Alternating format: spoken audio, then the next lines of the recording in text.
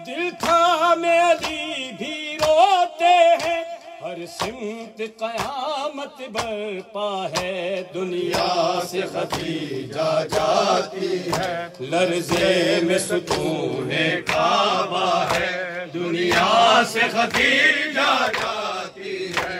آئی ہے مصیبت کچھ ایسی، روتے ہیں فرشتے اور قدسی، آئی ہے مصیبت کچھ ایسی، روتے ہیں فرشتے اور قدسی، جبریل کے لب پر نالا ہے، دنیا سے خدیجہ جاتی ہے، لرزے میں ستون کعبہ ہے، دنیا سے خدیجہ جاتی ہے۔ آج اٹھی ہے رحمت کی رحمت، دی سے چھوٹی رب کی نعمت، آج اٹھی ہے رحمت کی رحمت، دی سے چھوٹی رب کی نعمت، قرآن کا جگر بھی پارا ہے، دنیا سے خدیجہ جاتی ہے، لرزے میں ستون کعبہ ہے، دنیا سے خدیجہ